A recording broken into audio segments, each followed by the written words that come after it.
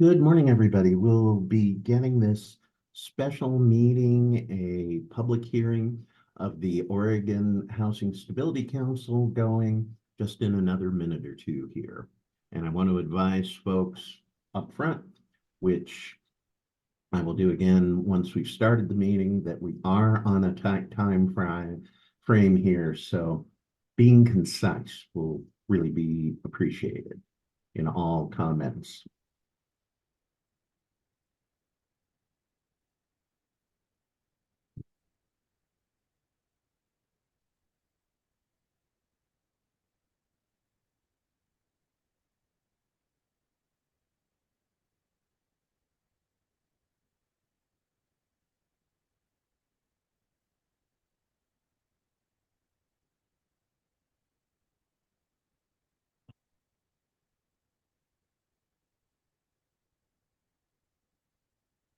Are we at 9 o'clock yet? 1 minute. And how close are we to quorum?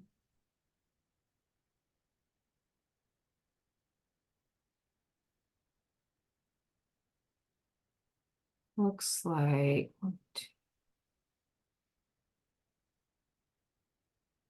we've got 5 council members on right now. And 5 of 9 would constitute a quorum, I believe.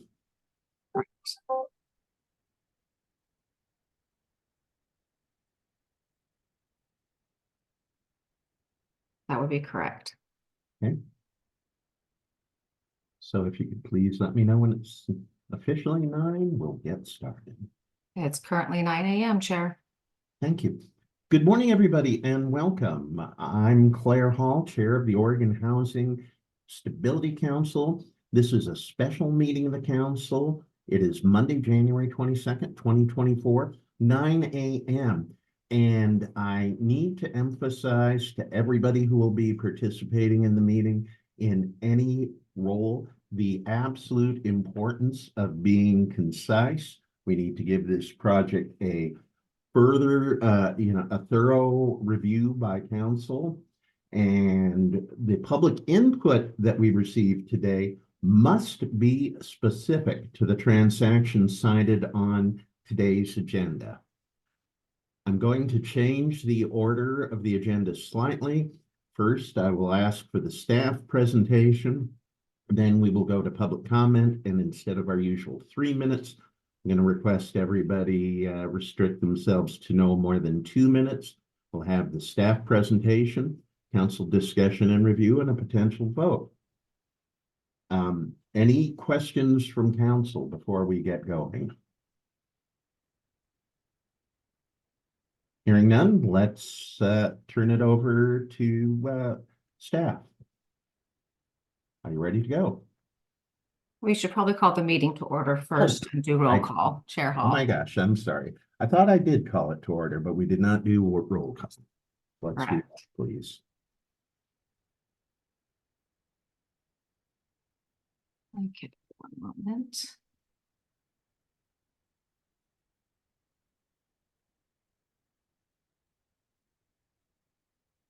Councilmember DeVentorum. Present. Chair Hall. Present. Councilmember Lee. Here. Councilmember Rogers.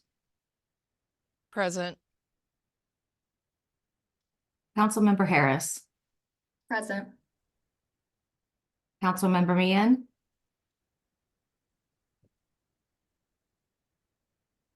Councilmember Rodriguez. Present.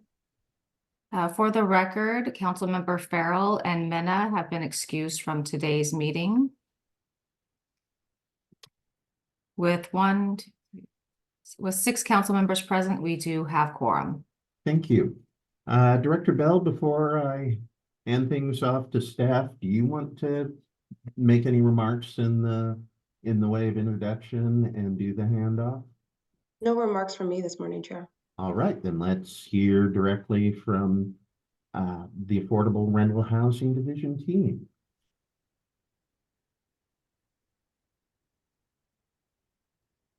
you folks Hi, set? yes, apologies, Chair Hall. Hi, good Monday morning to you all. Chair Hall, Director Bell. For the record, this is Natasha Detweiler Davy. I'm the Director of Affordable Rental Housing here at OHCS. And I think, Shiloh, I'm going to share screen if that's okay.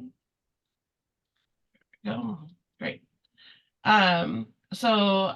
We're glad to be back here today to be able to bring back forward for you the recommendation for Julia West.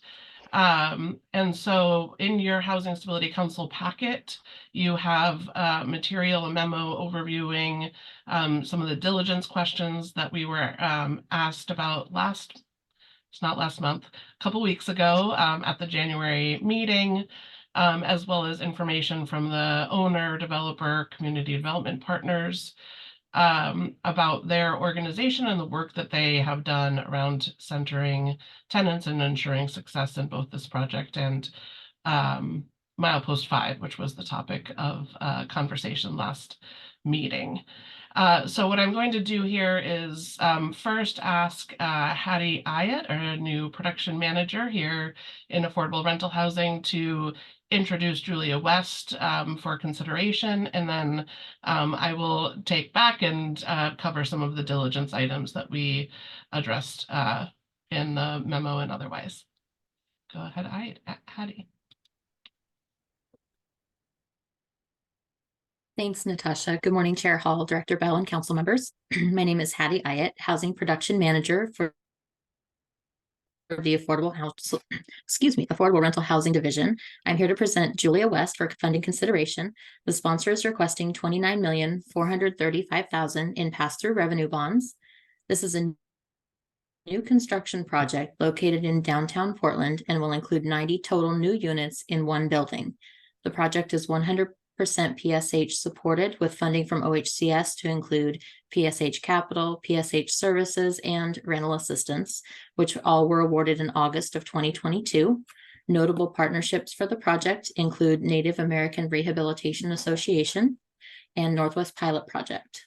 Julia West meets 4 of the statewide housing plan priorities, including affordable rental housing, permanent supportive housing, homelessness, and equity and racial justice. Complete information on the project is included in your packet, and I'm happy to discuss any questions you have on the materials and otherwise ask you to consider the motion before you. Okay, now we will Great. move.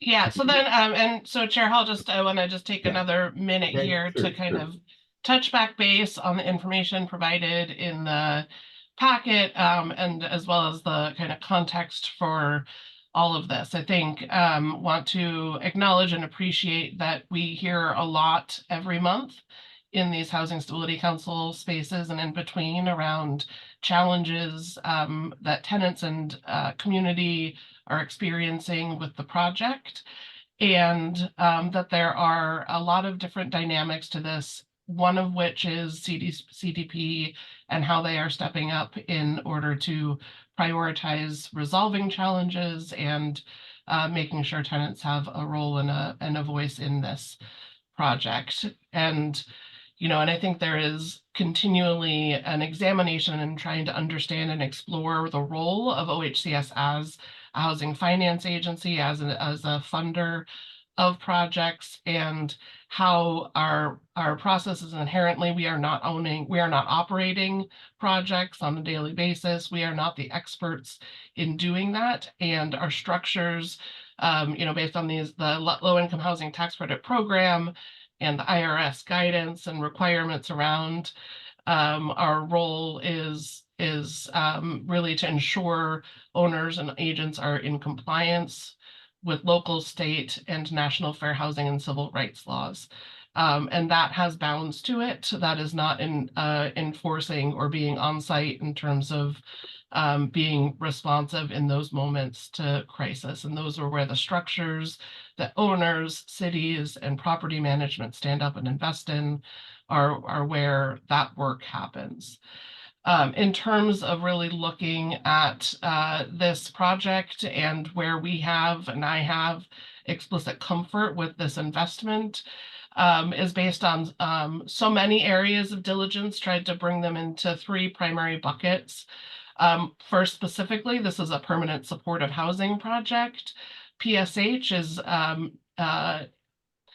is an incredibly powerful tool for addressing homelessness and ensuring that there are pathways for those experiencing for our program, specifically chronic homelessness, sufficient supports. That takes a huge effort at the local property level to be able to coordinate between property management, service providers, and the ownership. And so those are teams that we invest a lot of effort and energy into. Primarily, one of the main strategies that we have adopted as a Housing Stability Council is to fund a permanent supportive housing institute that is provided in partnership with the Corporation for Supported Housing, CSH, a national expert in permanent supportive housing.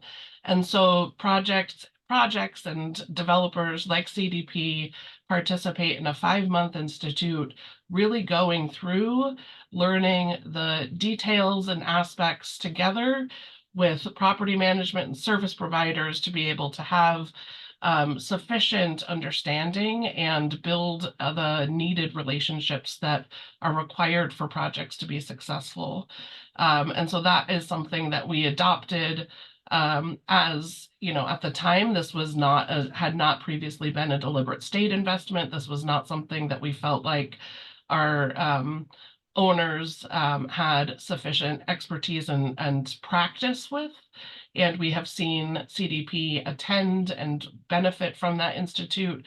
And we've also seen them own and operate another, other permanent supportive housing projects, including the phase 1 of this specific development.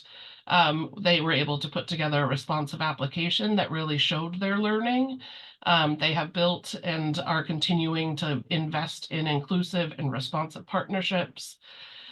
In the performance place, I spent some time talking in their memo around their performance as they launched the first phase of this project, which is a PSH project already underway. And I think was notably trying to call attention because, as we kind of dug back in with the team, there's a team that is leading our permanent supportive housing. And I think I think it was important that one of the things in our experience working with CDP on their first phase project is they were proactive in problem solving. They saw a deficit in tenants' needs being met and activated a response. They did not wait for anybody to ask for the response. They really leaned into that. And so there was proactive property management. And then from a financial perspective, and the kind of underwriting process and formalizing agreements, that was all successfully accomplished through the project review and underwriting process, which we see having sufficient and substantial tenant-centered strategies incorporated.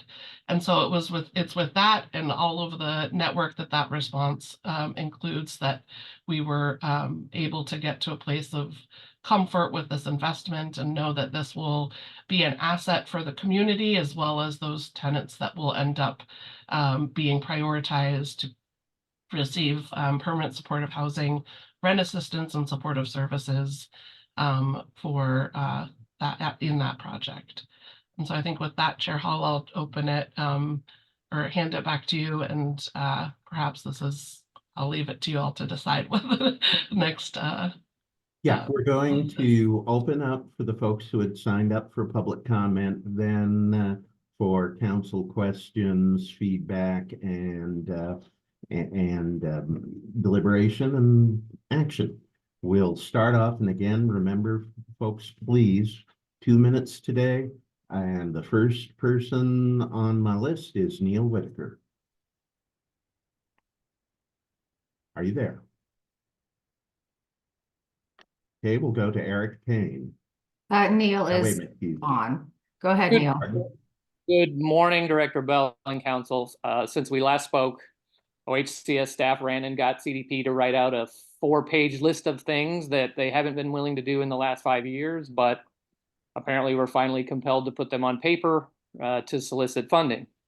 And there are inconsistencies and omissions in that document that do not represent reality and continue to value tax credits above tenants and even on-site staff, really. 4 years ago, pre-COVID, at the December 2019 meeting, Milepost 5 came up at the time of the Rockwood funding. CDP stated that they are fully accountable for Milepost 5, and this is the first time their organization has experienced issues such as the one mentioned by Milepost 5 tenants. Councilmember Lee noted that this proposed project is sponsored by CDP, referencing the public comment on Milepost 5, another CDP-owned property. She discussed the difference between intent and impact of the project sponsor and suggested being more proactive about producing the desired impact. Director Salazar stated that OHCS has the authority to approve the management company at Rockwood, and if we do not see the performance desired by CDP on this project, this will be reflected in scoring should CDP apply for any future funding. Hacienda CDC is involved and stated that this provides additional comfort with regard to the capacity of CDP and helps address the concerns raised during public comment. Also in 2019, the financial health operating expenses per unit prior to CDP were $4,581. This is slightly lower than OHCS guidelines. However, these expenses were based on actual figures, not estimated, as this project had been in service since 2010. OHCS is comfortable with the lower figure as the property has 48% expected cash flow and thus will be able to cover any needed increases as they arise. We're at 2 So minutes. I'm sorry, we need to move along. Sure we do. And next would be Amy Thompson.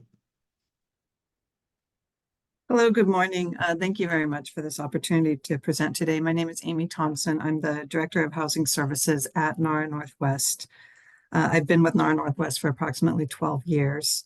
We're really excited to participate in this Julia West partnership with community development partners and Northwest Pilot Project. The Julia West will help address a gap in services for the Native American community by serving elders, which is also very, very much a priority population for NARA Northwest to serve. Currently, approximately 1/3 of the referrals that we receive for housing services are for individuals ages 55 and older. So the Julia West will provide permanent supportive housing with staff on site 24/7.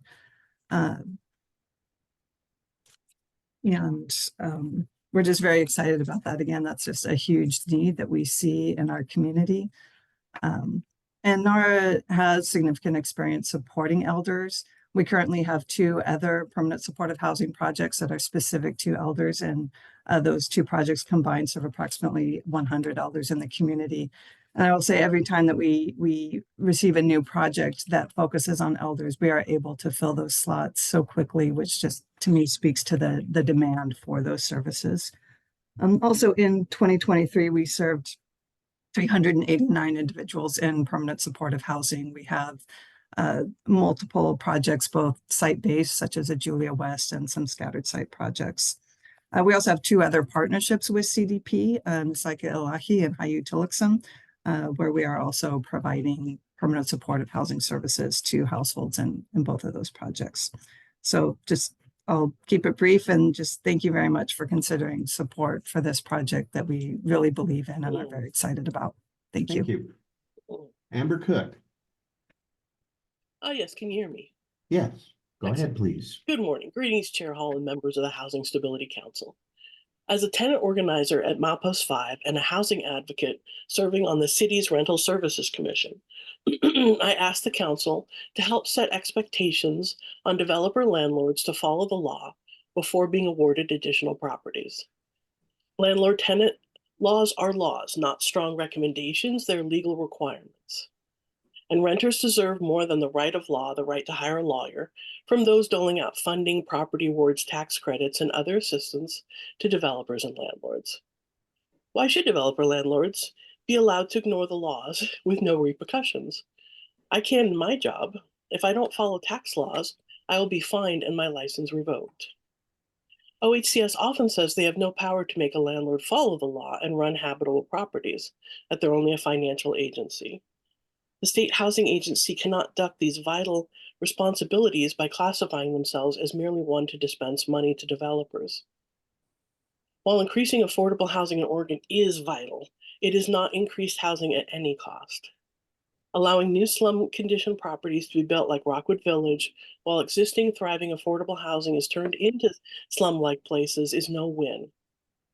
If they were the health department, they're allowing a big chain restaurant who has sent hundreds to the hospital with food poisoning to write their own health inspection reports in the monthly updates, and then posting those inspection reports on the health inspection website with the health department official stamp as proof that the restaurant chain owners are doing a good job and should be allowed to stay open and expand.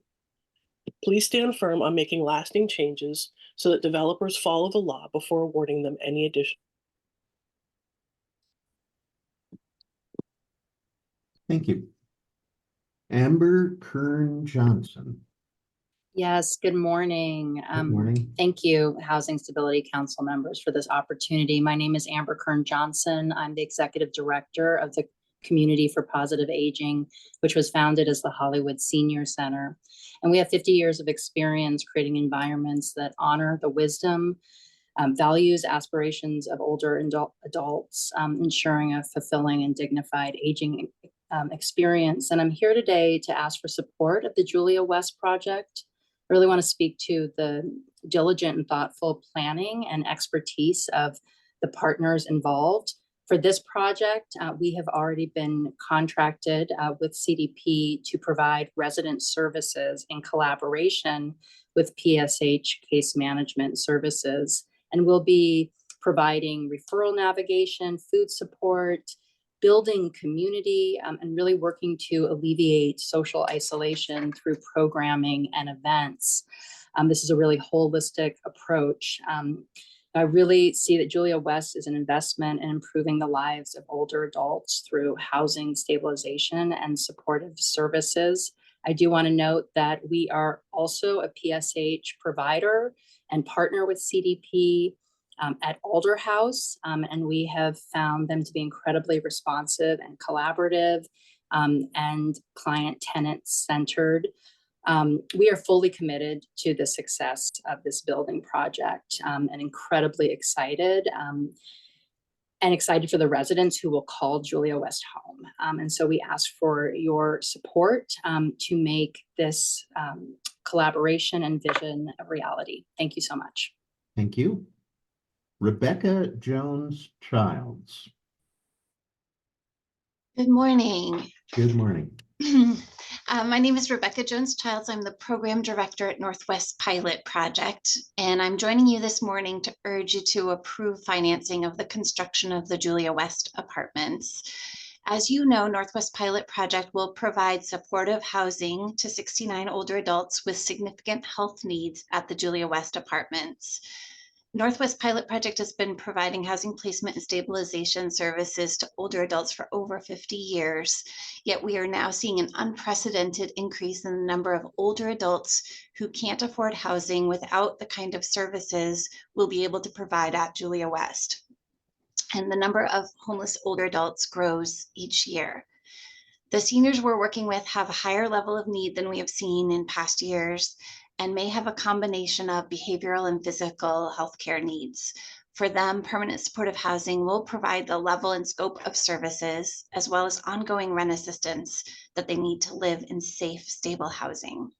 PSH is an effective best practice that has been proven to successfully house people who have been or are experiencing chronic homelessness.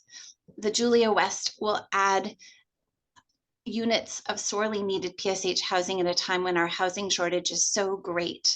And the project will prioritize BIPOC and American Indian, Alaskan Native households, populations that have extremely high rates of homelessness. CDP has involved Northwest Pilot Project in planning the project, and we feel strongly that this will be an excellent project moving forward. Our community needs the Julia West project. It will provide critical housing for those most in need in our community. And we really look forward to working with CDP and with NARA and with the Community for Positive Aging and to help seniors get the housing that they need. Okay, you. we're at time. Thank you. And that concludes the public comment. And now, council members, you've got the floor. Questions, comments, feedback. Councilmember Harris, you're up first. Yeah, thanks, Chair Hall. I just wanted to state for the record that I'll be abstaining from voting or discussion on this recommendation due to a Noted. conflict of interest. Yes. Thank you. Councilmember Rogers. Thank you, Chair Hall. Council members, Happy New Year. I was unable to attend the January 5th meeting. However, I did go back and listen to the meeting. I heard from Councilmember Lee the request of documentation from CDP, basically outlining how they were going to make sure the same things did not happen at Julia West that is happening at Milepost 5. In the supporting documentation that I reviewed, I did not see that type of comment or documentation.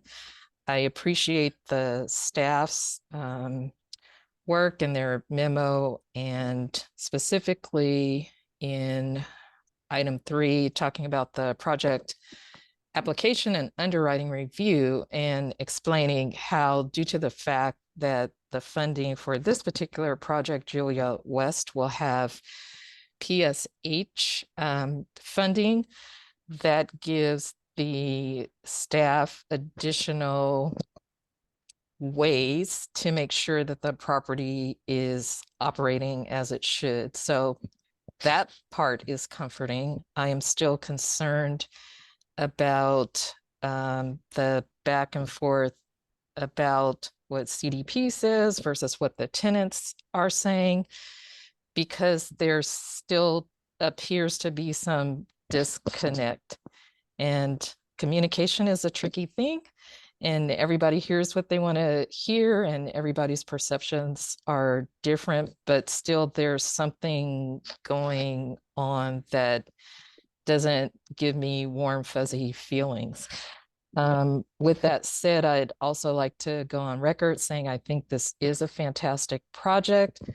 The thing about the project and serving the needs of the community is something, yes, that as the council, we would like to move forward and want to be on board with.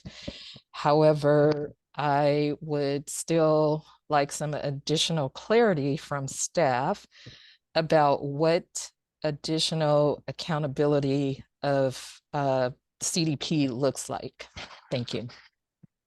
All right, something I should have mentioned earlier, and I'm sorry we had to truncate public comment for this meeting because of our overall time limit. But as always, I want to encourage folks to submit written comment. I believe we received a couple of letters about this project last week, then several more came in during the weekend. Now, folks, we're at a bit of a dilemma. I'm showing it as being 9:27. We're supposed to be out at 9:30, and I don't know, maybe a quick straw poll of the council of what, Director Bell, Yep, I'll Chair let Hall, you- if I may, I'm curious Sure. of two things because I know folks need to get out at 9:30, which is the end of the meeting. For one, we had folks from CDP on specifically to respond to council questions because that was the direction of the council. So one, if we need to hear from them specifically, then I would invite and encourage us to do that. And then we can very quickly go to a vote. But I want to make sure that we heard two things from council. Was there was very specific material was asked, and there was also the participation of CDP to respond to some of the council's questions. And I want to make sure that we can follow through on that. Okay, CDP, I believe we have Jessica Woodruff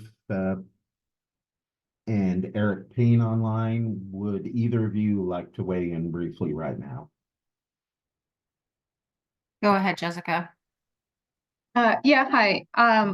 And I would just note, thank you, Housing Stability Council, for allowing me to speak. I would just note, just in terms of time, I am prepared to speak about Julia West, and Eric is prepared to speak about Milepost 5. So given time, I just don't know if you have a preference of where we spend our time before I get started. Director Bell and Council, I'm going to turn to you because we're 2 minutes away from losing people. So how do we, I'm thinking at least, can we get a quick poll of the council? Details to be worked out, but yes, no, whether you would feel comfortable today approving some form of approval for funding of Julia West. So Chair Hall, if I may just Yeah. very quickly, I think Councilmember Rogers asked some very specific questions. Yes. And so I think Yes. one responding to those questions would be a first place to start. Yeah. And then I would say, I think secondly, as council members, I would expect to have questions that we can also get to those questions as well. I will also just yield to the council on next steps as part of that. Okay, well, yeah, I'm willing to go with the council as well. I know we're losing Councilmember Lee to another work commitment, but if the council wants to do some deliberations, hear directly from the CDP folks, more questions for staff, I think I should just throw it open for that right now. Anybody? Is anybody comfortable with making oh, Councilmember Meehan. Hello, sorry, I'm kind of en route here. I just, like Director Bell just mentioned, I think that it would be a good idea for CDP to answer some of those questions that we have. Like, as we discussed before, what are they doing about Milepost 5? What's the real, what's really going on here? And how we can, I see that, and I hear that the permanent supportive housing group is going to be working with the Julia West, which we don't have that kind of wraparound services with Milepost 5, but we still need to have some answers before I can make a decision anyway. Okay. Eric Payne, CDP, would you want to respond to these questions? Sure, and I'll try and keep it as brief as possible, but thank you, Chair Hall and Housing Stability Council members. Can you hear me okay? Yes, just fine. Okay. Thank you for the opportunity to provide a little bit of additional context. I'm Eric Payne, the CEO of Community Development Partners. And CDP, for those that don't know, is a mission-driven organization. We're dedicated exclusively to developing affordable housing for low-income families. We house over 5,000 residents. Since 2015, we've really been focused in working in Oregon to help solve our local housing crisis here. Developed 20 affordable housing communities in Oregon, some of them very challenging ones, and a lot of them in direct response to specific OHCS calls for action. We are often partnering with longstanding local community-based and culturally responsive organizations like NEA, NARA, Hacienda, SEI. We work with Home Forward, PHB, Metro, counties, cities, housing authorities, a joint office, a lot of trusted partners, and the partners trust us and they come back to us and they're repeat partners because of the work that we do. We have our staff are some of the most highly respected professionals in our industry. And as an organization, we really make commitments and we bend over backwards to meet them. We're fully aware of challenges with the neighborhood, with neighbors within the Milepost 5 community, and realize that those concerns are a high priority for Housing Stability Council, just like they are for CDP.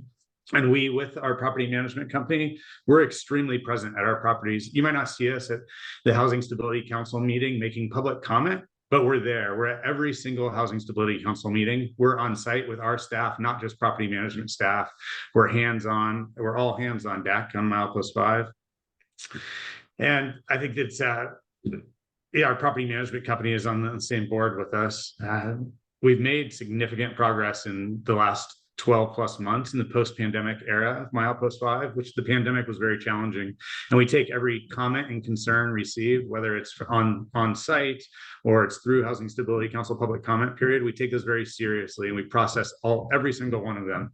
And they fall generally into 3 different buckets: operational items that we should and can control, elements outside of our control, and misinformation. And we sort them and we focus on controlling everything we can control and working hard in a good faith way every day on behalf of our residents to honor those commitments. We're happy to provide any additional clarifications that council members would find helpful, to even to tour any of you on site if you want to see Milepost 5 in person. I think it's a lot different than the image that may come up from some public comment period. And it's a property that we're proud of, and we're proud of what we've done with it in the last 12 months since the pandemic, and in the effort to stabilize it and putting so much of our own resources towards it. So thank you, and thanks to staff. If there's anything that we can provide, Jessica has some more information about Julia West that may be helpful. Okay, council, again, I know we have lost one member. We are under a time commitment. I'm just wanting to get us to a point. Councilmember Mania, go ahead. Thank you, Chair Hall. I greatly appreciate the time. I guess the only question I have for CDP is, it sounds to me, and it seems to me, based on all the comments and experiences that have been told to us over the last year and a half, that the Milepost 5 is acting as a PSH type of project, that it seems that requires a lot more intensity, and understanding that I'm not concerned at all with the new project. I think that they have the systems in place, the support in place to be able to manage the needs of the population that's going to serve. My question is, knowing that it requires that type of impact, why has it been slow to react to that same type of support on Milepost 5? That's my only question. Who from Oregon would like to take that? Yeah, and so thank you for the question, Councilmember Mena, and I think I will ask Eric or Jessica if you would be helpful in following up my initial response here with your thoughts as well. I do think, I think the context of what the project was initially designed to do, this is a 4% project, and it does not include supportive services. I think one of the things that we understand very much so for permanent supportive housing projects where you have high acuity tenant needs within the projects, you need to have funded supportive services, and that is beyond the base resident services that are modeled to go in to projects where that isn't the case. Across all of our portfolio, I do also know that as we are continuing to work with owners and operators of affordable housing, that we are seeing tenants with more acuity needs across all of our portfolio, and surely Milepost 5 is one of those circumstances where that is the case. And we had previously seen some applications for additional permanent supportive housing resources come in through for Milepost 5 that have not yet been funded, and I think it is a balancing intent and goals here around permanent supportive housing, referral processes, and then wanting to also support and invest in the artist community. So Eric or Jessica, I don't know if there or I'd appreciate any other insights or thoughts from a ownership perspective on that.